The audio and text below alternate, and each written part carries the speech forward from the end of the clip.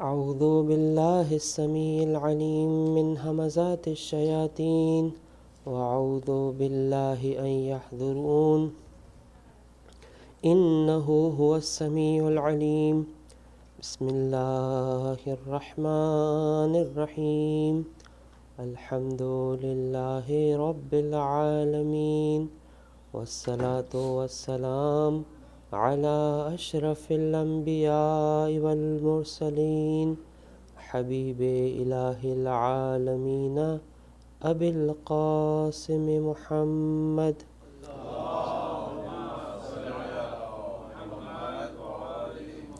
وعلى آل بيته الطيبين الطاهرين المعصومين المظلومين سيما بقية الله في الأرضين روحي وأرواح العالمين له الفدا ولعنة الله على أعدائهم أجمعين اللهم لعن أول ظالم ظلم حق محمد وآل محمد وآخر تابع له على ذلك اللهم لعن الإصابة التي جاحدت الحسين وشايعت وبايعت وتابعت على قتله اللهم لعنهم جميعا رب اشرح لي صدري ويسر لي أمري واحلل عقدة من لساني يفقه قولي أما بعد فقد قال إمام الحسين عليه الصلاة والسلام من كان باذلا فينا مهجته موطنا على لقاء الله نفسه فليرحل معنا فإنني راحل مصبحا إن شاء الله تعالى. درود بجا محمد وعلى محمد.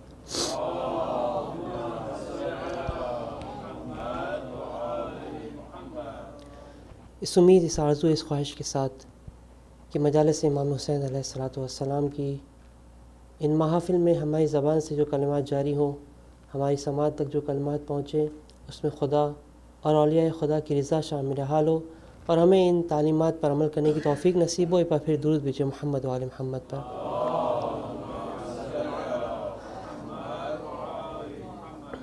اس دعا و اس خواہش کے ساتھ کہ انشاءاللہ ہم سب کا شمار اور ہماری اولاد کا شمار محبان محمد و آل محمد میں سے قرار پائے. ایک بار پھر درود بھیجیں محمد و آل محمد پر.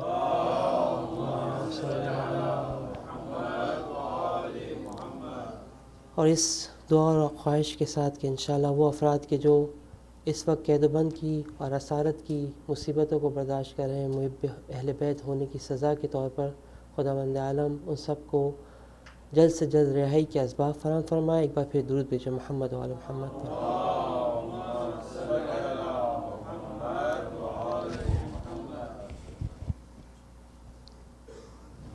شہید کی حقیقت، شہید کا مقام اور شہید کے اسٹیٹس کے حوالے سے ایک مقدماتی گفتگو کل ہم نے شروع کی اور یہ جاننے کی کوشش کی کہ خداوند عالم مجھے اور آپ کو اس حقیقت سے آشنا کرنا چاہتا ہے، مجھے اور آپ کو اس حقیقت کو بتانا چاہتا ہے کہ وہ لوگ کہ جو ظاہری طور پر اس مادی دنیا میں تمہارے درمیان موجود نہیں، لیکن انہوں نے اپنی جانوں کو خدا کی راہ میں قربان کیا، سبیل اللہ کے اندر قربان کیا، ایک ہدف، ایک مقصد، ایک مرام کے تحت زندگی کو گزارا اور اس مرام اور اس مقصد کے حصول کی خاطر اپنی جانوں کا نذرانہ خدا کی بارگاہ کے اندر پیش کیا. وہ ہستیاں در حقیقت حیات اور زندگی کی نعمت سے محظوظ ہو رہی ہیں. اور تم اگر چاہتے ہو، تم یہ تصور کرتے ہو اپنے ذہن کے اندر اس وقت کہ وہ لوگ مردہ ہیں اور تم زندہ ہو، در حقیقت بات اس کے بالکل برعکس ہے. وہ لوگ ہیں کہ جو خدا کی نگاہ میں زندہ ہیں، وہ لوگ ہیں کہ جو حیات اور زندگی کی نعمت سے بہرہ مند ہیں، اور میں اور آپ ہیں کہ جو اس وقت جنہیں حیات اور زندگی کی بھیک مانگنی ہے. اور ہم نے کل یہ ذکر کیا کہ ذکر امام حسین علیہ الصلاۃ والسلام کی ان محافل اور مجالس میں اور آپ جب شرکت کرتے ہیں تو اس کا ایک ہدف یہی ہے کہ ہم اس حیات سے اپنے آپ کو وصل کرنا چاہتے ہیں. وہ آب حیات کہ جو پروردگار عالم نے قرآن کریم میں فرمایا انا انزلنا من السماء ماء فاحیا بالارض بعد موتها، در حقیقت حیات خداوند عالم خلق کرتا ہے وہ پانی کے ذریعے سے۔ شاید آقا اور مولا حسین علیہ السلام پر جو میں اور آپ آنسو بہاتے ہیں وہ آب حیات ہے کہ جس کے ذریعے سے میں اور آپ اپنے آپ کو اس حیات سے متصل کرنا چاہتے ہیں، زندگی گزارنے کا سلیقہ سیکھنا چاہتے ہیں، زندگی گزارنے کا ڈھنگ سیکھنا چاہتے ہیں۔ ایسا نہ ہو کہ جیسے میرا مولا امیر المومنین علی ابن ابی طالب علیہ السلام فرماتے ہیں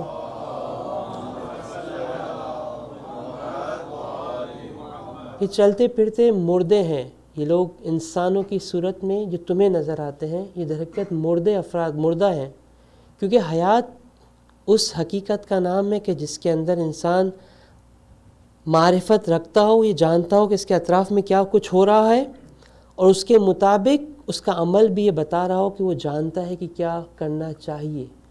لیکن اگر ایک شخص اس کا ریئیکشن ایسا نہیں ہے، اس کے ایکشنز ایسے نہیں ہیں کہ یہ بتا سکے کہ اسے معلوم ہے کہ اطراف میں کیا ہو رہا ہے، اور اس کے پروپورشنل اس کے ایکشنز اس بات کی نشاندہی نہیں کر رہے، تو در حقیقت وہ مردہ ہے، وہ زندہ نہیں ہے۔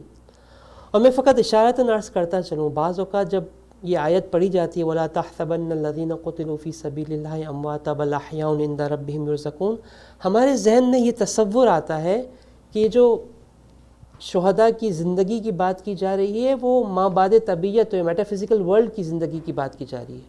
میٹا فزیکل ورلڈ میں تو کوئی بھی مردہ نہیں ہونے والا، میٹا فزیکل ورلڈ میں تو جو ہماری روح ہے وہ نفخت فیہ من روح ہی ہے، وہ تو خداوند عالم سے وصل چیز ہے۔ سوال جو قرآن کریم یہاں پہ کہہ رہا ہے میں ان کو مردہ کہاں جانتا ہوں، میں سمجھتا ہوں کہ اس دنیا میں موت ہو چکی ہے ان کی، اس دنیا کے اندر وہ اب کوئی ایکشن کو ایگزیکیوٹ نہیں کر سکتے، اپنے ارادے کو اس دنیا کے اندر ایگزیکیوٹ نہیں کر سکتے۔ پروردگار کہتا ہے کہ نہیں، حی ہے وہ زندہ ہے، اسی دنیا کے اندر وہ آج بھی ایکٹیو رول پلے کر رہے ہیں۔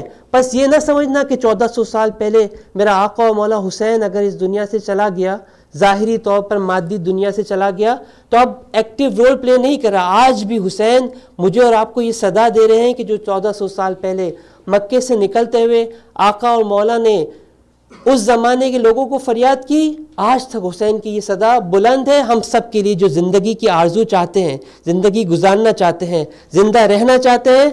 آئیے سید الشہداء امام حسین علیہ السلام سے زندگی کی بھیک مانگتے ہیں، اور یہ شہید مجھ سے آپ سے کیا کہہ رہا ہے؟ یہ شہید مجھ سے اور آپ سے کہتا ہے من کان باذلا مہجتہ فینا، جو کوئی ریڈی ہے اپنی جان کو ہماری خاطر قربان کرنے کے لیے۔ فینا بہت خوبصورت جملہ ہے، لنا نہیں کہا یا امام حسین علیہ السلام نے کہ ہمارے لیے قربان کرنا چاہتے ہیں، نہیں، ایکسٹریم محبت کی بات کی کہ کوئی اور مقصد نہیں ہے اس کا، فقط اہل بیت علیہ السلام کی محبت کی خاطر اس چیز کے لیے ریڈی ہے۔ اور ایک اور شرط ہے موطنا علی لقاء اللہ نفسا، اور اپنے آپ کو لقاء پروردگار کے لیے اس نے اگر آمادہ کر لیا، تو امام نے یہ نہیں کہا کہ بس اس کا مطلب یہ کہ ٹھیک ہے تم نے ارادہ کر لیا، تمہاری نیتیں میرے ساتھ نہیں۔ امام نے کہا یہاں پہ تمہیں حرکت کرنی ہوگی۔ میں نے شہید کی منطق کل آپ کے سامنے ذکر کی کہ شہید فقط حیات کو حاصل نہیں کرتا، وہ چاہتا ہے کہ اس حیات کی خوبصورتی کو دنیا کو دکھائے، دنیا کو نشان دے، تاکہ سارے لوگ زندگی گزار سکے، انہیں زندگی کا مزہ آئے، انہیں سمجھ میں آئے کہ زندگی گزاری کیسے جاتی ہے۔ لہٰذا مولا کہتا ہے فَلْيَرْحَلْ مَعَنَا، آؤ میرا ساتھ دو، آؤ میرے ساتھ حرکت کرو، آؤ میرے ساتھ موو کرو۔ ایک جگہ پہ رکنا نہیں ہے، حسین سے وصل ہونے کا نام موومنٹ ہے، حرکت ہے۔ مجھے اور آپ کو اپنی زندگی کے اندر تبدیلی لانی ہے، مجھے اور آپ کو اپنی زندگی کے اندر یہ دیکھنا ہے کہ میں نے اور آپ نے اطاعت امام حسین علیہ السلام کو کتنا انجام دیا۔ یہ ہے حسین کی صدا کہ جو مجھے اور آپ کو صدا دی جا رہی ہے، فَلْيَرْحَلْ مَعَنَا، فقط بیٹھنا نہیں ہے، فقط گریہ نہیں کرنا، بلکہ در حقیقت حسین ایک منطق، ایک مکتب، مرام اور ایک ڈاکٹرین کا نام ہے۔ حسین زندگی گزارنے کے اصولوں کا نام ہے، حسین ایک مکتب کا نام ہے۔ اور میرا اور آپ کا آقا اور مولا امام حسین علیہ السلام مجھے اور آپ کو دعوت دے رہے ہیں کہ اے حسین کے عزادار، اے حسین کے شیعہ، اے حسین کے ماننے والے، اگر تو چاہتا ہے زندگی گزارنا تو آ میرے ساتھ۔ آج بھی حسین کی صدا تیرے سامنے موجود ہے۔ لہٰذا یہ شہید کی منطق ہے کہ وہ زندہ ہے اور زندگی بانٹنا چاہتا ہے۔ میری اور آپ کی ذمہ داری ہے کہ اگر میں اور آپ حیات چاہتے ہیں، زندگی گزارنا چاہتے ہیں، زندہ رہنا چاہتے ہیں، زندوں کی طرح زندگی گزارنا چاہتے ہیں، تو آئیے مکتب امام حسین علیہ السلام کو صحیح طرح سمجھنے کی کوشش کریں، کیونکہ حیات فقط حسین کے مکتب اور مرام کے اندر موجود ہے۔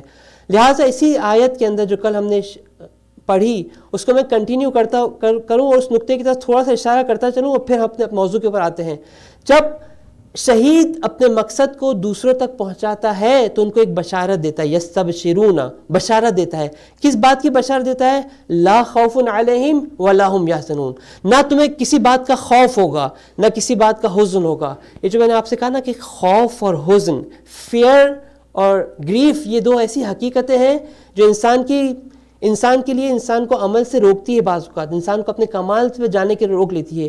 یہ خوف کریٹ ہوتا ہے انسان کے سامنے اور انسان کو ان چیزوں تک پہنچنے سے روکتا ہے جس تک اسے پہنچ جانا چاہیے۔ سب سے امپورٹنٹ خوف خود موت کا خوف ہے۔ موت کا خوف معمولی خوف نہیں ہوتا۔ شہید کی منطق یہ منطق ہے، شہید تو خدا کی بارگاہ کے اندر ریڈی ہے۔ لہٰذا جب سورہ جمعہ کے اندر میں اور آپ آیات کی تلاوت کرتے ہیں، جب خداوند عالم یہود سے خطاب کر کے کہتا ہے کہ قل یا ایھا الذین ھادوا ان زعمتم انکم اولیاء للہ من دون الناس فتمنوا الموت ان کنتم صادقین، اگر واقعی میں تم محبان خداوند متعال ہو، اولیاء پروردگار ہو، خدا سے محبت کرنے والے ہو، تو پھر موت کی تمنا کیوں نہیں کرتے؟ موت سے کیوں فرار کر رہے ہو؟ شہید یہ اعلان کرتا ہے، شہید یہ منطق پیش کرتا ہے کہ میں موت کے لیے آمادہ ہوں، میں تو تمنا اور آرزو کر رہا ہوں اس موت کی۔ اسی روایت کے اندر میرا اور آقا مولا، جو خطبہ امام نے فرمایا تھا، جو آخری جملہ تھا مکے سے نکلتے، اس میں امام نے کہا تھا کہ فَلْيَرَ الْمَعْنَى، اس کے ابتداء میں میرا مولا کہتا ہے خط الموت علی جید الولد الآدم، یہ جو موت کی لکیریں ہیں آدم کی اولاد کے اوپر، یہ تو در حقیقت اس جوان عورت کے نیکلس کی طرح ہے کہ جو اس کی نشانی ہے، اس سے محبت کرتی ہے، اسے عشق رکھتی ہے، وہ نشانی ہے کہ اس کی جوانی کی، اس کی خوبصورتی کی، یہ اس سے جدا ہونے والی نہیں ہے۔ یہ موت در حقیقت ہماری عبودیت کی علامت ہے کہ ہم عبد ہیں، ہم لامحدود نہیں ہیں، ہم فانی ہیں۔ ہمیں اگر کمال چاہیے تو ہمیں لا فانی سے وصل کرنا ہوگا اپنے آپ کو، ورنہ ہم سب کے سب فانی ہیں۔ یہ تو ہماری علامت ہے، اس پہ تو ہمیں فخر کرنا چاہیے۔ کفالی فخرن، یہ تو ہمارا فخر ہے کہ ہم عبد پروردگار ہیں، اس پہ شرم کرنے کی تو ضرورت نہیں ہے انسان کو۔ لیکن یہ جو موت کے لیے خوف ہے، یہ انسان کو بہت سارے کمال سے جانے سے روک رہا ہوتا ہے۔ لہٰذا وہ جو شہید ہے کہ جس کے بارے میں جب ان کو کہا گیا کہ کسی نے اعلان کیا وائٹ ہاؤس سے کہ جو وہ ہم اگر یہ چیزوں کو کنٹینیو کیا گیا تو ہم آپ کو قتل کر دیں گے، تو وہ شہید بزرگوار یہ کہتے ہیں کہ ہمیں اس چیز سے ڈرایا جا رہا ہے کہ جو میں سالوں سے ریگستانوں میں، شہروں میں، جگہ جگہ جا کے ڈھونڈ رہا ہوں، میں تو اس کی تلاش کے اندر ہوں، وہ تو میں تو اس کا عاشق ہوں، میں تو اس کی تلاش میں ہوں، تم اس چیز سے مجھے ڈرا رہے ہو جس کے پیچھے میں خود بھاگ رہا ہوں، میں اس کی تلاش میں جا رہا ہوں، تم اس سے مجھے ڈرا رہے ہو۔ یہ در حقیقت شہید کی منطق ہے، یہ شہید کی لاجک ہے جو مجھے اور آپ کو شہید بتا رہا ہے۔ اور میں نے کہا کہ دوسرا مرحلہ وہ ہوتا ہے کہ اس میں شہید فقط یہ نہیں ہے کہ جس نے جو کمال حاصل کیا اس تک محدود رہتا ہے، بلکہ اس کمال کو مجھ تک اور آپ تک پہنچانا چاہتا ہے۔ فارسی کی شاعرہ ہے جس کا نام ہے پروین اعتصامی، وہ ایک شعر، ایک پوم ہے، اس کے اندر جو ہے وہ اس طرح سے پریزنٹ کرتی ہے، پکچرائز کرتی ہے کہ ایک بار ایک شخص ایک شمع سے گفتگو کر رہا ہے، ایک کینڈل سے جو گفتگو کر رہا ہے رات میں، اور شمع سے کہتا ہے کہ شاہدی گفت بے شمی امشب در و دیوار مزین کردم، آج کی رات میں نے پوری رات جاگا تھا، میں نے در و دیوار کے اندر یہ بینرز لگائے، یہ خوبصورت کیا ہے، یہ لائٹیں لگائی ہیں، دیکھو پورا محفل سجائی ہے، میں نے عزاخانہ سجایا ہے، میں نے یہ سارا کام کیا۔ یہ سارے قصیدے پڑھتا ہے کہ میں نے یہ کیا، میں نے رات کو یہ کیا، میں نے فلاں کام انجام دیا، میں نے فلاں کام انجام دیا، سب کچھ کیا۔ یہ سب کچھ جب پوری تقریر ختم ہو جاتی ہے، 1 گھنٹے کی تقریر ختم ہو جاتی ہے، تو اس کے بعد شمع اس سے کہتی ہے، کینڈل اس سے کہتی ہے کہ آنچش بشمردی برمن، یہ سارے کام جو تو نے مجھے بتایا کہ میں نے یہ بھی کیا اور میں نے وہ بھی کیا اور میں نے وہ بھی کیا، تو نہ کر دی ہمیرا من کردم، یہ سارے کام تو نے نہیں کیے، میں نے یہ کام کیا۔ اگر میری روشنی نہ ہوتی اس کائنات کے اندر، اس کمرے کے اندر، تو اس کام کو سارے انجام دے سکتا تھا۔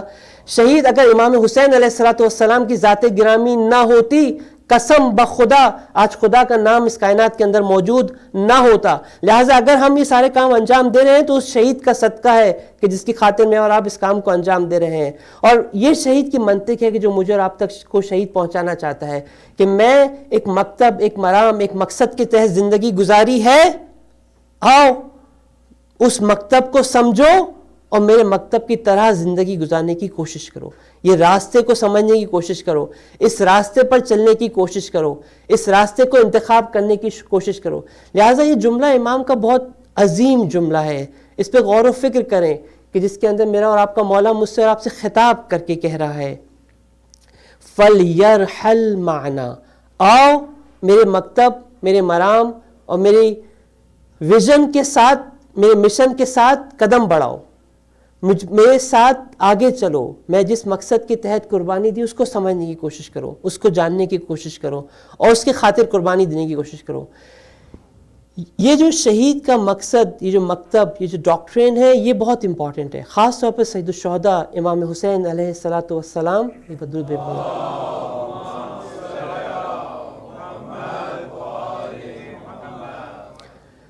کہ مکتب کے اندر اگر میں اور آپ واقعی معنوں میں کربلا سے، محرم سے، ذکر امام حسین علیہ السلام سے زندگی سمجھنا چاہتے ہیں، زندگی سیکھنا چاہتے ہیں، زندہ رہنا چاہتے ہیں، تو میرے اور آپ کے لیے ضروری ہے کہ اس پاتھ کو سمجھیں، اس راؤٹ کو سمجھیں کہ جس کی خاطر امام حسین علیہ السلام نے قربانی دی، تاکہ میں اور آپ امام کی کاروان میں شامل ہو سکیں، میں اور آپ امام کی ہمراہی کر سکیں، میں اور آپ امام کا ساتھ دے سکیں. میں اور آپ فقط ان لوگوں میں ہمارا شمار نہ ہو جو شعار اور نعرے تو لگائیں، جن کی زبان کے اوپر امام حسین علیہ السلام کا نام ہو، لیکن حقیقی معنوں میں حسین کے مقصد کے ہمراہ نہ ہو. اور یہ ایک بہت امپورٹنٹ کوشچن ہے کربلا کی تاریخ کے حوالے سے. وہ جو موضوع انشاءاللہ ہم آج سے شروع کرنا چاہ رہے ہیں، اور انشاءاللہ اگر خدا نے توفیق دی ان چند راتوں میں جو آپ کے ساتھ میں شامل ہوں گا، اس موضوع پہ ہم لوگ گفتگو کرنا چاہیں گے. اس کے مقدماتی طور پر اس ٹاپک کو میں آپ کو سوال کے طور پر پیش کرنا چاہ رہا ہوں.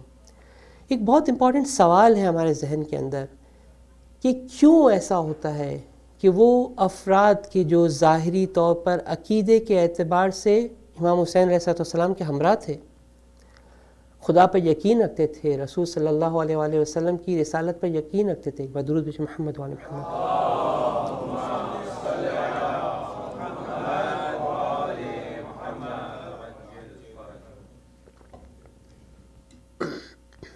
عمل کے اعتبار سے، یعنی عقیدے کے اعتبار سے دیکھا جائے تو ظاہری طور پر وہی عقیدہ تھا کہ جو امام حسین علیہ السلام کا عقیدہ تھا. عمل کے اعتبار سے اگر آپ دیکھا جائے تو نمازیں پڑھ رہے تھے. خود کربلا کے اندر بعض اوقات نعوذ باللہ یہ شعار لگائے جا رہے تھے کہ نعوذ باللہ فرزند زہرا سلام اللہ علیہا کو جلد شہید کیا جائے تاکہ ہم نماز کو ادا کر سکیں. بس عمل کے اعتبار سے میرا مولا حج پر جب تشریف لے گئے تھے، اسی خطبے کو جو میں نے آپ کے سامنے پڑھا، 8 ذی الحج کو جو امام نے حج کو عمرے میں تبدیل کیا، بس کا مطلب حج قائم تھا، لوگ حج انجام دے رہے تھے. ظاہری طور پر اعمال کے اعتبار سے وہ سارے عمل انجام دیے جا رہے تھے. میرے اور آپ کے ذہن کے اندر جب میں اور آپ ڈاکٹرین کی بات کرتے ہیں، مکتب کی بات کرتے ہیں، لائف زندگی گزارنے کے اصولوں کی بات کرتے ہیں، ورلڈ ویو کی بات کرتے ہیں، تو یہی چیزیں ہمارے ذہن کے اندر آتی ہیں، عقیدہ اور عمل. سوال ہمارا یہ ہے کہ ایسا کیا تھا، ایسا کیا پرابلم تھا کہ ظاہری طور پر عقیدے کے اعتبار سے بھی خدا لا الہ الا اللہ محمد رسول اللہ صلی اللہ علیہ وآلہ وسلم کا کلمہ پڑھا جا رہا تھا، عمل کے اعتبار سے بھی ظاہری طور پر دین کے جو اعمال تھے اس کو انجام دیا جا رہا تھا، پھر کیوں نہ فقط حسین کا ساتھ نہیں دیا حسین علیہ السلام کا، بلکہ آقا و مولا کے اگینسٹ میں کھڑے ہوئے اور یہ فجیع واقعات پیش آئے؟ یہ ایک بہت بڑا کوشچن ہے جس کا جواب مجھے اور آپ کو اس کے جواب کو تلاش کرنا ہے. یہ ایک بہت امپورٹنٹ کوشچن، یہ عبرت ہے کربلا کی، یہ کربلا کا ایک بہت بڑا سوال ہے کہ جس کا جواب مجھے اور آپ کو تلاش کرنا ہے. اس کے بغیر میں اور آپ حقیقی معنوں میں نہیں کہہ سکتے کہ میں نے اور آپ نے کربلا کو سمجھا اور کربلا سے میں نے درس حاصل کیا. بس یہ جو سوال میرے اور آپ کے سامنے ہے وہ یہ ہے کہ انسان کی زندگی کے اندر جب میں اور آپ تحلیل کرتے ہیں انسان کو، ہم یہ کہتے ہیں کہ 2 چیزیں امپورٹنٹ ہیں، ایک اس کا عقیدہ امپورٹنٹ ہے اور اس کا عمل امپورٹنٹ ہے.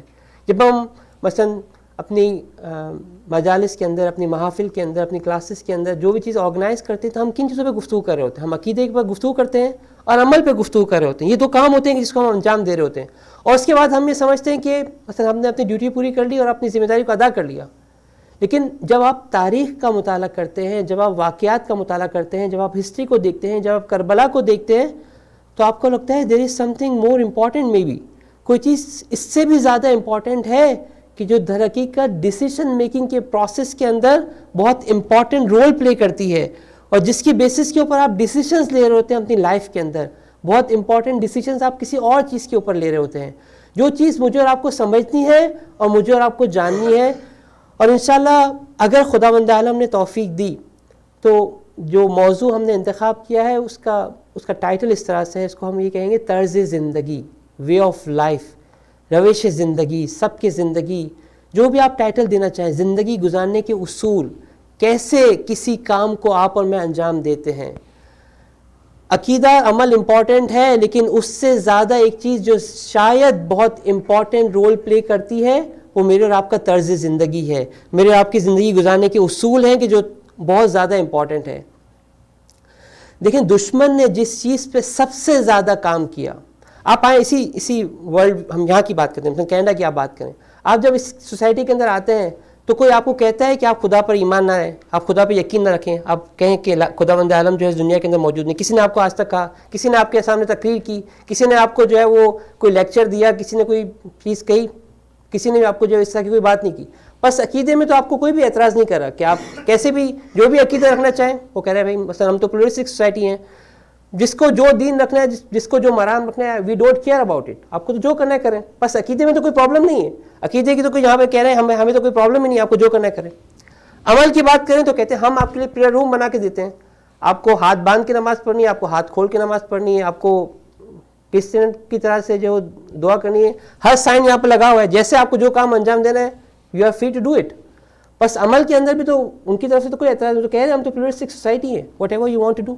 اور ہمیں تو بعض اوقات اچھا بھی لگتا ہے کہ یہ سوسائٹی کتنی اچھی سوسائٹی ہے کہ نہ عقیدے کا کوئی پرابلم ہے، نہ عمل کا کوئی پرابلم ہے، ہم اچھے مسلمانوں کی طرح جو زندگی گزار رہے ہیں. ہمارا سوال یہاں پر ایک بہت امپورٹنٹ سوال آئے گا کہ کلیش ہے کہاں پر، پرابلم ہے کہاں پر، ایشو ہے کہاں پر. جو ویلیو سسٹم ہے، زندگی گزارنے کے اصول ہیں، وہاں پر کہاں پہ پرابلم آ رہا ہے. وہ کیا چیز ہے کہ جس کو وہ چاہتے ہیں کہ آپ کسی بھی دین، کسی بھی مرام، کسی بھی مکتب کے ہو، لیکن ایک سنگل ویلیو سسٹم ہوگا جس کو سب فالو کر رہے ہوں گے. چاہے آپ کسی بھی دین، کسی بھی مکتب، کسی بھی مرام کے ماننے والے ہوں، لیکن وہ ویلیو سسٹم ہے، وہ طرز زندگی ہے، وہ وے آف لائف ہے جس کو آپ کو اوبے کرنا ہوگا اور اس طرح سے آپ کو زندگی گزارنی ہوگی. میں آپ کو ایک سادہ مثال سے سمجھانا چاہتا ہوں تاکہ میں اپنے اس بات کو کنوے کر پاؤں. آج کا ٹاپک جو ہم جو مقدماتی گفتگو یہاں پہ کر رہے ہیں، جس کے بعد انشاءاللہ ہم لوگ ٹاپک پہ وارد ہوں گے، مجھے آپ کا تھوڑا سا سپورٹ چاہیے ہوگا. یہ موضوع کی اہمیت کو سمجھنا جو ہے ہمارے لیے بہت زیادہ امپورٹنٹ ہے. میں چند مثالوں کے کچھ قرآنی مثالیں آپ کے سامنے دینا چاہوں گا، کچھ قرآنی آیات کی مثالیں دینا چاہوں گا، کچھ تاریخ سے مثالیں آپ کے سامنے دینا چاہوں گا. اس کے بعد ہم اصل موضوع کی اہمیت کو سمجھیں، پھر ہم موضوع میں وارد ہوں تاکہ ہمیں سمجھ میں آ جائے کہ ہم گفتگو کر کیا رہے ہیں، ہم کس ٹاپک کو سمجھنا چاہ رہے ہیں، ہم کربلا کی کس ڈائمینشن کو سمجھنا چاہ رہے ہیں. اور در حقیقت جو کلیش آف سویلائزیشن کہا جاتا ہے، جو کلیش ہے وہ ہے کہاں پر، بیسکلی اس کا افیکٹ کہاں پر ہوتا ہے، جس کو میں اور آپ اچھی طریقے سے سمجھنا چاہتے ہیں تاکہ ہم اس کو ایویلیویٹ کر سکیں اور پھر اس کے مطابق جو ہے اپنی ذمہ داری کو سمجھنے کی کوشش کر سکیں. ایک بار درود بھیجیں محمد وعلی محمد.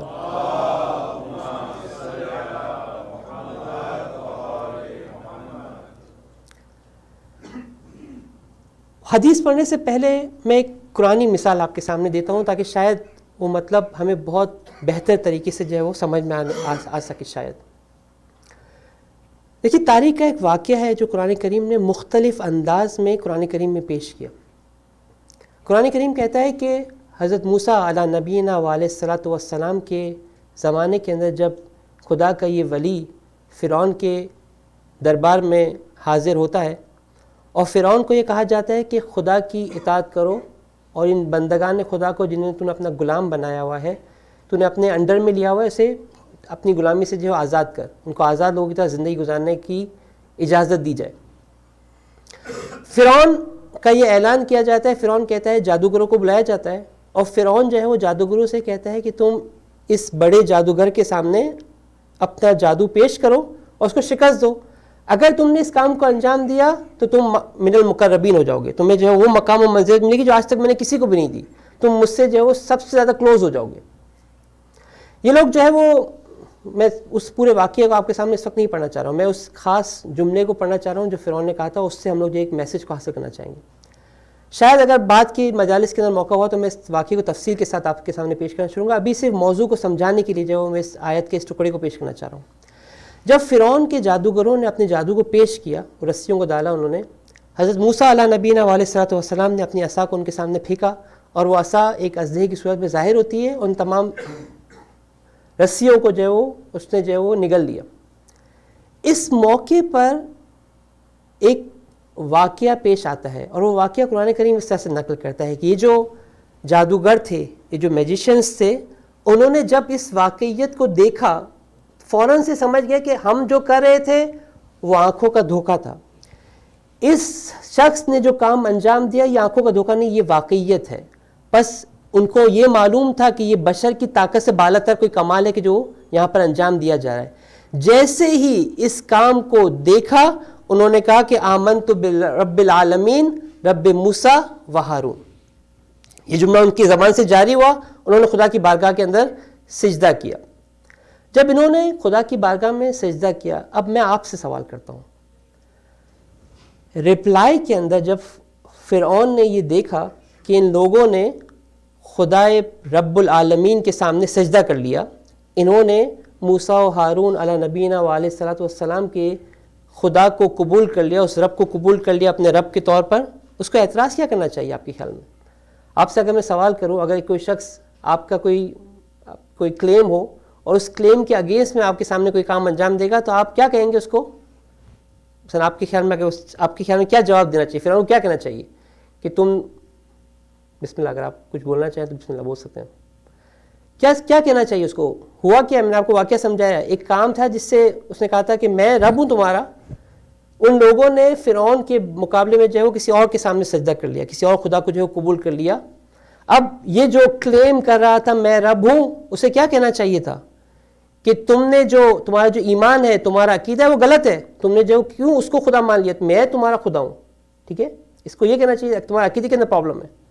یا اسے یہ کہہ دینا چاہیے تھا کہ تمہارا عمل غلط ہے, تمہیں جو ہے وہ مثلا اس کے سامنے سجدہ نہیں کرنا چاہیے تھا خدا کے سامنے, میں اس کا مثلا نمائندہ ہوں, میں اس کے ریپرزینٹیٹیو ہوں, تم مجھے سجدہ کرو, اس خدا کو سجدہ کرنے کی تمہیں ضرورت نہیں ہے.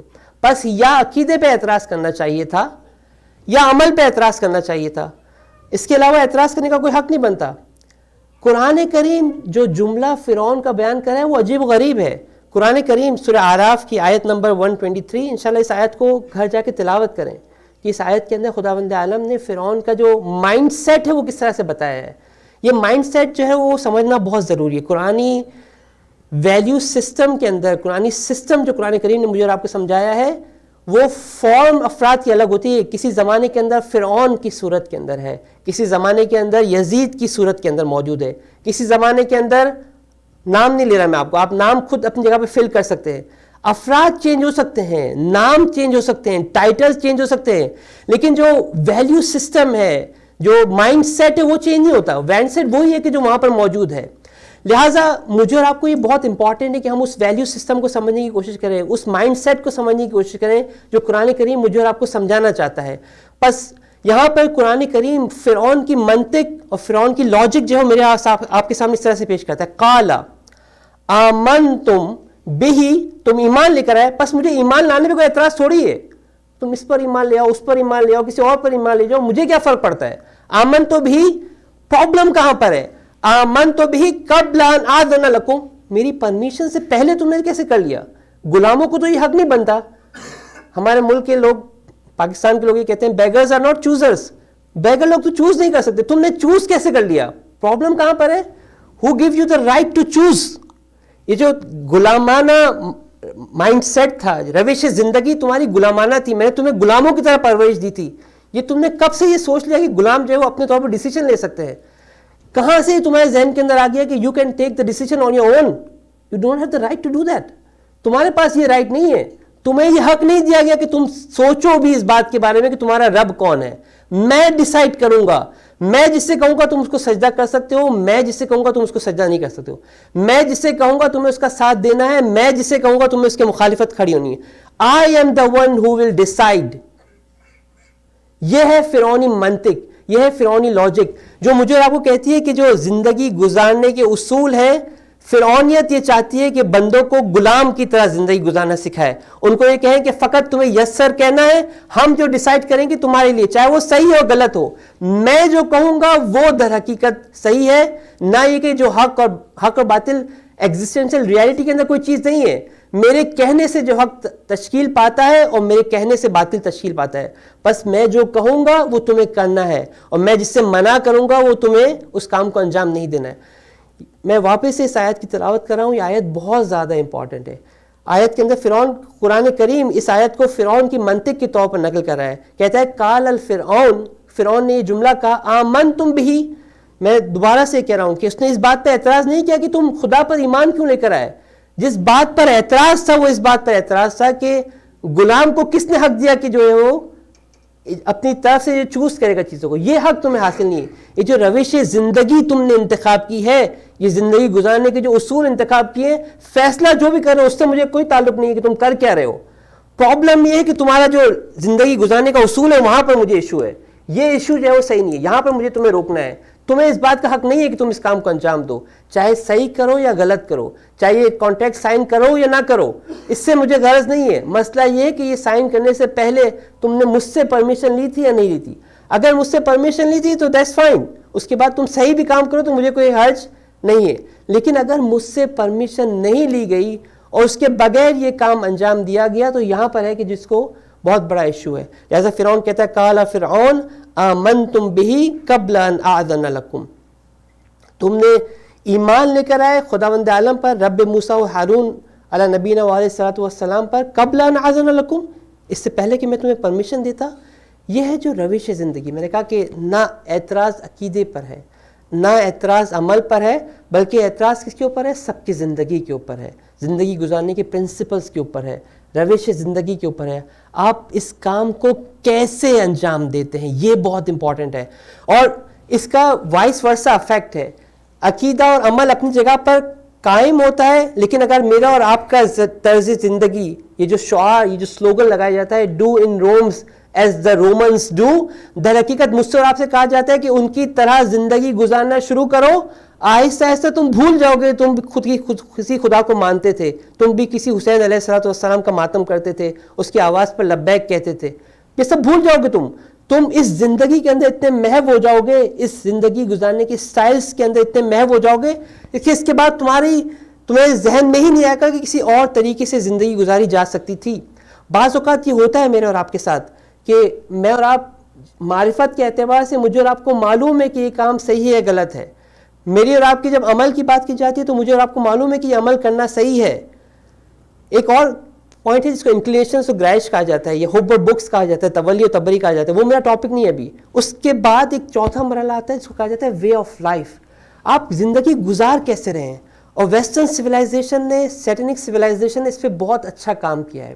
انہوں نے یہ کام کیا ہے کہ میری اور آپ کی زندگی گزارنے کے اصولوں کو اس طرح سے تبدیل کیا جاتا ہے کہ مجھے بعد میں احساس ہوتا ہے کہ یہ ہو کیا گیا میرے ساتھ.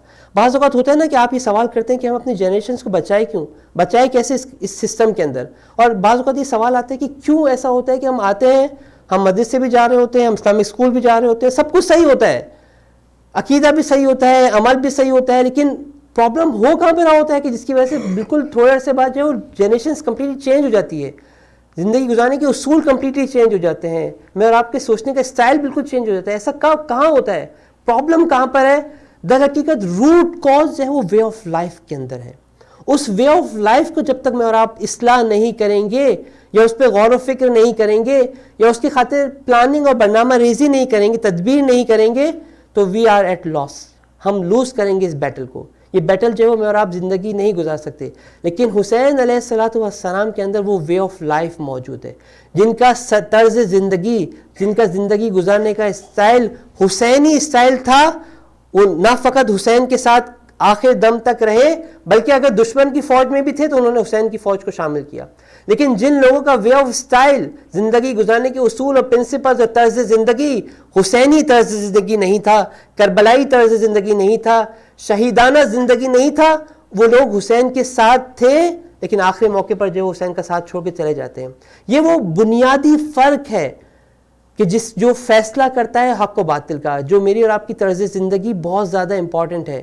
یہ طرز زندگی سے کیا مراد ہے؟ یعنی میں اور آپ بولتے کیسے ہیں، میں اور آپ کھاتے کیسے ہیں، ہمارے گھر میں رہنے کا اسٹائل کیسا ہے، ہمارے لباس پہننے کا اسٹائل کیسا ہے. یہ ہے طرز زندگی جس میں کوئی حلال اور حرام کی بعض اوقات بحث نہیں آتی. آپ کہیں کہ میں یہ کام کروں یا نہ کروں، اس سے کوئی فرق پڑتا ہے؟ کوئی شاید فرق نہیں پڑتا، لیکن اس کی یہ جو افیکٹ آ رہا ہے وہ درحقیقت کسی ویلیو سسٹم کی بیسس کے اوپر آپ کی زندگی کو ایسا گزارا جا رہا ہے. اور یہ سمجھنا میرے اور آپ کے لیے بہت زیادہ امپورٹنٹ ہے، کیونکہ اگر اس چیز کی میں نے اور آپ نے اصلاح نہیں کی، اس پہ میں نے اور آپ نے کام نہیں کیا، تو پھر جو ہو میں اور آپ نہیں سمجھ پائیں گے کہ پرابلم کہاں پر ہو رہا ہے میرے اور آپ کے ساتھ. لہٰذا ایک روایت کے اندر اس طرح سے فرمایا جاتا ہے، ایک بار درود بھیجو محمد والے محمد پر.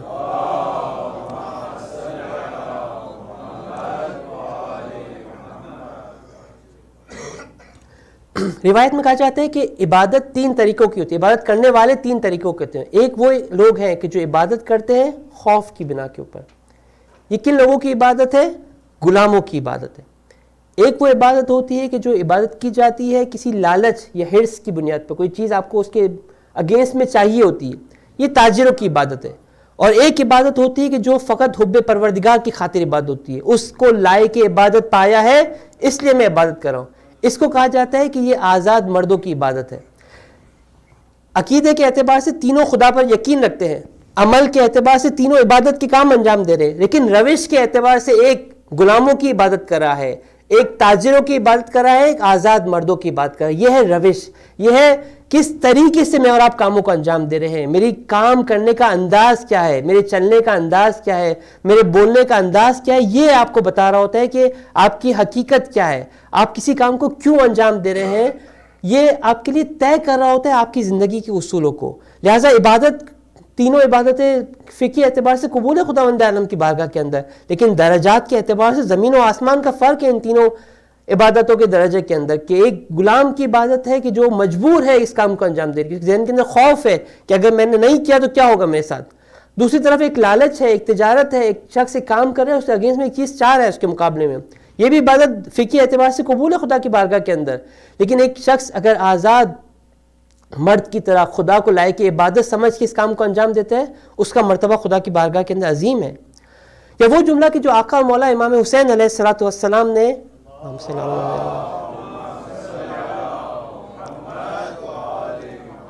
اپنے مقتل کے اندر اپنے دشمنوں کو مخاطب کر کے کہا.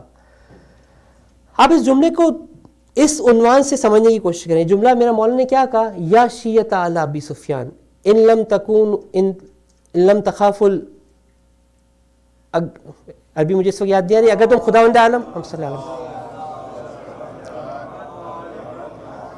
اگر تم خدا پر یقین نہیں رکھتے اور تمہیں خوف معاد کا خوف نہیں ہے، پس عقیدے کے اعتبار سے امام نے کہا کہ اس کو سائڈ پہ چھوڑ دو ابھی تھوڑی دیر کے لیے. لیکن کونوا احرارا فی دنیاکم ھذا، آزاد مردوں کی طرح تو زندگی گزارو، کیوں کسی کے ڈکٹیشن لے رہے ہو؟ کوئی تمہارے لیے تعین کرے کہ کیا کرنا ہے کیا نہیں کرنا ہے. یہ کام کیوں کر رہے ہو تم اپنے لیے؟ یہ کہاں سے کہا؟ یہ حسینی فکر نہیں ہے، یہ یزیدی فکر ہے، یہ فرعونی فکر ہے، یہ فرعونی مکتب ہے کہ جو مجھے اور آپ کو سکھا رہا ہوتا ہے کہ we will decide for you what to do and what not to do. وہ آپ کے لیے میرے ڈیسائیڈ کر رہا ہوتا ہے کہ کیا کرنا ہے کیا نہیں کرنا ہے. اس سے مجھے اور آپ کو باہر آنا ہے. زندگی کے گزارنے کی روش بھی مجھے حسین علیہ السلام سے سیکھنی ہے. بس عقیدہ بھی مجھے حسین سے لینا ہے، عمل بھی مجھے حسین علیہ السلام سے لینا ہے، میری گرائشات اور میرے حب و بغض کو بھی مجھے حسین علیہ السلام سے لینا ہے، اور میرے زندگی گزارنے کے اصول بھی مجھے آقا و مولا امام حسین علیہ السلام سے لینا ہے. ایک بار درود بھیجیں محمد و آل محمد.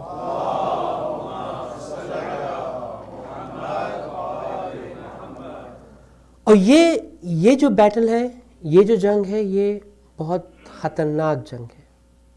یہ بہت باریک لائنز ہیں یہاں پہ، بہت فائن لائنز ہیں یہاں پہ، جس کو مجھے اور آپ کو طے کرنے کی ضرورت ہے. لیکن اگر میں نے اس پر غور و فکر نہیں کیا، میں نے اس کے لیے پلاننگ نہیں کی، میں نے اس کے لیے جو ہے اپنے آپ کو آمادہ نہیں کیا، تو نعوذ باللہ میں نے اپنا اور اپنی جنریشنز کا نقصان کیا ہے. میں در حقیقت حسین علیہ السلام کا نام لیا لیکن حسین علیہ السلام کی طرح زندگی نہیں گزاری. یہ زندگی گزارنے کے اصول ہیں. فَلْيَرْحَلْ مَعَنَا، آئیے حسین کے ساتھ چلنا شروع کریں. ہمارا چلنے کا انداز حسینی انداز ہو، ہمارا بولنے کا انداز حسینی انداز ہو، ہمارے گھروں کا ماحول حسینی ماحول ہو. ہمارا ہر بچہ جو زندگی گزار رہا ہو اسے معلوم ہو کہ یہ جو یزیدی سسٹم ہے، یہ جو فرعونی سسٹم ہے، اس میں زندگی گزارنے کی کیا روش و طریقہ کار ہے. اگر مجھے حسینی زندگی گزارنی ہے تو اس کی کیا طریقہ کار، کیا روش ہوگی، کیسے میں اور آپ زندگی گزاریں گے. یہ فرق ظاہر ہو جائے میرے اور آپ کی زندگی کے اندر. ایسا نہ ہو کہ مجھے اور آپ کو نہ سمجھ میں آئے کہ جب ایک محفل کے اندر میں اور آپ بیٹھے ہوں کہ یہ ایک مسلمان ہے یا غیر مسلمان ہے، ایک شیعہ ہے یا غیر شیعہ ہے. نہیں، آپ کی زندگی گزارنے کا ہر اصول یہ بتا رہا ہے کہ یہ مکتب محمد و آل محمد کا ماننے والا، یہ حسین کا چاہنے والا، یہ سیرت علی اکبر پہ چلنے والا نوجوان ہے، یہ سیرت زینب ابن علی علیہ السلام پہ چلنے والی عورت ہے، یہ سکینہ بنت حسین علیہ السلام کی سیرت پہ چلنے والی نوجوان لڑکی ہے. وہ خود اس کی ہر عمل جو ہے مجھے اور آپ کو نشاندہی کر رہا ہو کہ یہ واقعتاً ایسا ہے. یہ واقعیت ہے کہ جو مجھے اور آپ کو اپنی ذات کے اندر، اپنے عمل کے اندر، اپنی زندگی کے اندر ایکچولائز کرنی ہے. یہ میری اور آپ کی زندگی سے کوئی ایکسٹرنل چیز نہیں ہے. It is a part of our life. Day to day actions جو میں اور آپ لے رہے ہیں اس کا پارٹ ہے کہ میں اور آپ حسینی زندگی گزاریں. ہر لمحہ اس بات کا اعلان کر رہا ہو کہ میں کس مکتب و کس مرام اور کس زندگی کی روش کو انتخاب کیا ہو، کس راستے پہ میں چل رہا ہوں. اپنے آپ کو اس مرام کے اندر ایبزارب کرنے کی کوشش کریں. اور یہ وہ حقیقی ویلیو سسٹم ہے کہ جو مجھے اور آپ کو لرن کرنا ہے کربلا سے، مجھے اور آپ کو سمجھنا ہے کربلا سے. اور جب انسان اس حقیقت کو سمجھ جاتا ہے تو لا خوف علیہم ولا هم یحزنون، پھر نہ خوف ہے نہ حزن ہے. میرا مولا علی ابن ابی طالب علیہ السلام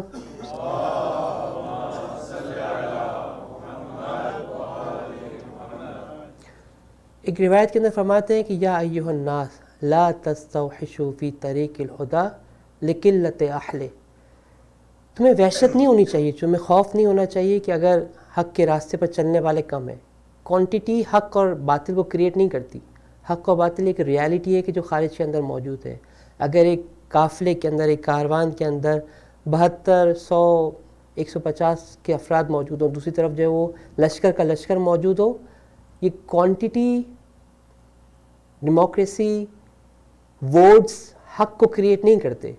حق ایک ریالٹی ہے جو خارج کے اندر موجود ہے کہ جس کو مجھے اور آپ کو سمجھنا ہوگا. اور اگر مجھے اور آپ کو اپنے آپ کو ویلیو دینی ہے تو مجھے اور آپ کو اس حق سے اپنے آپ کو وصل کرنا ہوگا. حق میرے اور آپ کا انتظار نہیں کر رہا، میں اور آپ حق کے منتظر ہیں. مجھے اور آپ کو اپنے آپ کو حق سے وصل کرنا ہے. اور یہ کربلا کا پیام اور کربلا کا میسیج ہے کہ جو مجھے اور آپ کو صحیح معنوں میں سمجھنے کی کوشش کرنی ہے. اس دعا کے ساتھ کہ خداوند عالم، میں ایک ڈسکلیمر پہلے سے کہہ دوں کہ جو چند راتیں آپ کے سامنے موجود ہوں، نہ اس موضوع کے حوالے سے میری ایکسپرٹیز ہے، نہ اس موضوع میں اس کا حق بنتا ہے کہ میں اس موضوع پہ گفتگو کروں، لیکن فقط چند سوالات آپ کے سامنے پیش کرنے کی کوشش کروں گا اور ہم سب مل کے جاننے کی کوشش کریں گے کہ اس موضوع کی اہمیت کتنی ہے. اگر شاید اس محرم کے اندر ہمیں فقط یہ سمجھ میں آ جائے کہ اس موضوع کی، اس روش کی، زندگی گزارنے کے اصولوں کی، ان پرنسپلز کی ارزش کتنی ہے خداوند عالم کی بارگاہ کے اندر، امام حسین علیہ السلام کی بارگاہ کے اندر، تو یہ بہت ویلیویبل ہے ہمارے ان چند راتوں کے لیے کہ ہم نے کربلا سے ایک امپورٹنٹ میسیج کو لرن کیا. انشاءاللہ اگر میری طرف سے کوئی کوتاہی ہوتی ہے، کوئی کمی ہوتی ہے تو انشاءاللہ آپ اس کو درگزر کریں گے. اور ہم سب مل کے دعا کرتے ہیں کہ آقا اور مولا امام حسین علیہ السلام، ان کی اولاد اور ان کے اصحاب ہماری ہیلپ کریں کہ ہم اس مکتب سے حقیقی معنوں میں مکتب حسینی کو حاصل کر سکیں اور حسینی زندگی گزار سکیں. ہم یہ کہہ سکیں کہ جس طرح سے میں اور آپ دعا کے اندر کہتے ہیں کہ پروردگار مجھے زندگی اور موت، ایسی زندگی اور موت دے کہ اسے محمد و آل محمد علیہ السلام کو زندگی اور موت عطا کی. ایک بار درود پیش محمد و آل محمد.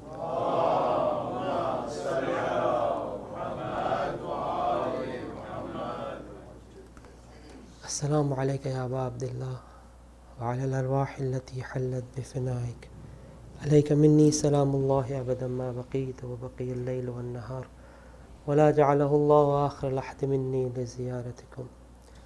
السلام على الحسين وعلى علي بن الحسين وعلى أولاد الحسين وعلى أصحاب الحسين. آج 2 محرم ہے، شب 2 محرم ہے. میرے آقا اور مولا کی کربلا میں ورود اور انٹری کا دن ہے.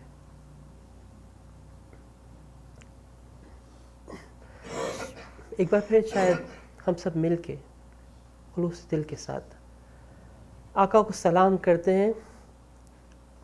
ایسے سلام کریں کہ جیسے میں اور آپ کربلا کی سرزمین پہ موجود ہوں، مرز کربلا پہ موجود ہوں اور فرزند زہرا سلام اللہ علیہ تشریف لا رہے ہوں اس کربلا کے اندر. مگر آپ آقا کو کیسے سلام کریں گے؟ آقا کی طرف کیسے جھپٹ کر جائیں گے؟ آقا کو کیسے اپنے گلے سے لگائیں گے؟ آئیے اس طریقے سے دل کی گہرائیوں کے ساتھ حسین کو سلام کرتے ہیں. السلام علی الحسین وعلی علی بن الحسین وعلی اولاد وعلی. راوی کہتا ہے کہ 2 محرم کو میرا مولا حر کے ساتھ ساتھ سرزمین کربلا کے اطراف میں سواری کر رہا تھا. ایک قاصد آتا ہے، حر نے آقا کو کہا کہ آقا اب اس کے بعد میں آپ کو اجازت نہیں دے سکتا کہ آپ کاروان جو ہے حرکت کریں، میں مجبور ہوں یہاں پر. امام حسین علیہ السلام نے کچھ گفتگو کے بعد ایک مقام پر، ایک شہر کے اندر ایک مکان کے اوپر انٹر ہوتے ہیں. وہاں پر لوگوں سے سوال کیا کہ سرزمین کا نام کیا ہے. کچھ افراد آتے ہیں اور کہتے ہیں کہ سرزمین کا نام طف ہے. میرے مولا نے کہا کہ سرزمین کا کوئی اور نام بھی موجود ہے. بعض روایتوں میں کچھ اور بھی نام ہے، لیکن کچھ روایات کے اندر اس کے بعد راوی یہ کہتا ہے کہ ہاں مولا اس سرزمین کا ایک اور نام بھی ہے. اس سرزمین کا نام ہے کرب و بلا. فاطمہ کے بیٹے علی کے فرزند کی زبان سے ایک جملہ نکلا، اللہم انی اعوذ بک من کرب و بلا. پروردگار، تیرا یہ عبد، تیرا یہ بندہ مصیبتوں سے، مشکلات سے، سختیوں سے تیری پناہ چاہتا ہے. اس کے بعد اس سرزمین کو جس کے بارے میں علی بن ابی طالب یہ کہہ چکے تھے کہ یہ عشاق کی سرزمین ہے، یہ عاشقوں کی سرزمین ہے، یہاں خدا کے محب دفن ہونے والے ہیں. یہاں پہ میرا مولا کہتا ہے، یہاں حسین نے 2 محرم کو یہ اناؤنس کیا کہ یہ عاشقوں کی سرزمین ہے، یہ وہ مکتب ہے، یہ وہ زمین ہے جہاں سے عشق اور حیات کے سرچشمے پھوٹیں گے. میرا مولا یہ کہتا ہے، هذه محط رحالنا، یہیں پہ ہمارا سامان اترے گا. هذه مقام قبورنا، ارے اسی مقام پر ہماری قبریں بنائی جائیں گی اور اسی مقام سے ہمیں اٹھایا جائے گا. اس کے بعد میرا مولا کہتا ہے، میرے جد رسول اللہ صلی اللہ علیہ وآلہ وسلم نے یہ مجھ سے وعدہ کیا ہے اور مجھ سے جھوٹا وعدہ نہیں کیا گیا. میں کہوں گا مولا آپ نے اعلان کر دیا نا کہ آپ کی قبریں یہاں بنیں گی، آپ نے اعلان کر دیا کہ آپ کو روز محشر اسی مکان سے اٹھایا جائے گا. مگر مولا عاشور کا دن آئے گا جب ایک موقع پر بہت سے لوگ آ کر ساری لاشوں کو اٹھا کے لے جائیں گے. کوئی قبیلہ اپنے قبیلے والوں کی لاشوں کو اٹھا کے لے جائے گا، کوئی جاننے والا اپنے جاننے والے کی لاشوں کو اٹھا کے لے جائے گا. ارے کربلا کے بند میں فاطمہ کا لال تک تنہا موجود ہوگا عمر سعدیہ اعلان کرے گا کوئی ہے کہ جو فاطمہ کے لال کے جنازے کو پامال کرے. 10 لعین کھڑے ہوتے ہیں, لا حول ولا قوت الا باللہ. ارے میرے مولا نے تو یہ اعلان کیا تھا کہ حسین کی قبر بنے گی, لیکن یہاں پہ کیا ہو رہا ہے عاشور کے دن؟ 10 گھوڑے سوار, گھوڑوں کو نئی ٹاپیں لگائی جاتی ہے, نئی نالے لگائی جاتی ہے. فرزند سارا تیروں سے زخمی بنا, گھوڑوں کی لاشوں, گھوڑوں نے اس لاشے کو مامال کر دیا. راوی یہ کہتا ہے وَرَزُّ الْحُسَيْنِ بِأَوَافِرِ خُیُولِ, ارے آقا کے جنازے کو گھوڑوں کی ٹاپوں کے تلے پامال کر دیا. ارے وہ بہن جس نے یہ سنا تھا کہ میرے بھائی کی قبر, میرے ولی کی قبر کربلا میں بنے گی, جب 11 محرم کو اس پامال شدہ لاشے کے پاس سے گزرتی ہے تو یہ کہتی بھی نظر آتی ہے آنتا ابن امی, کیا میری ماں فاطمہ کے بیٹے حسین ہے. انا للہ و انا الیہ راجعون. وسيعلم الذين ظلموا أي منقلب ينقلبون. خاتم حسین.